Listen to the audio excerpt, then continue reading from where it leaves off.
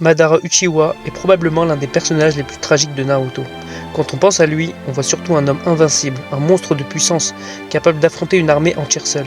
Mais avant d'être ce symbole de destruction, Madara était juste un enfant né dans une époque où la guerre ne s'arrêtait jamais.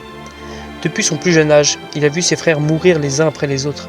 Imagine grandir dans un monde où chaque journée peut être la dernière. Un monde où même les enfants portent déjà la haine des adultes. Et c'est ça qui est intéressant avec Madara.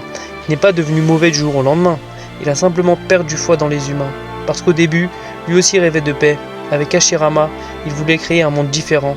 Un monde où les enfants n'auraient plus besoin de mourir pour des conflits absurdes. Mais dis-moi, si toute ta vie on te prouve que la paix est impossible, est-ce que tu continuerais quand même d'y croire? Ou est-ce qu'un jour, toi aussi, tu finiras par abandonner? Madara a vu les clans continuer à se trahir. Il a vu la peur remplacer la confiance.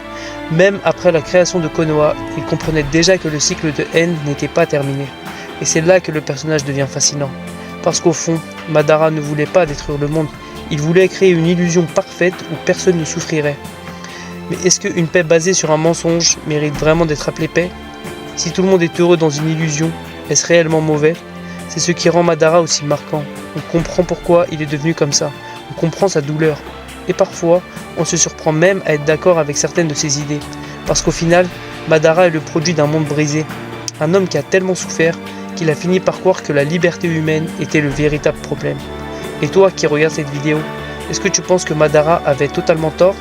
Ou est-ce qu'au fond, une partie de toi comprend pourquoi il a choisi ce chemin?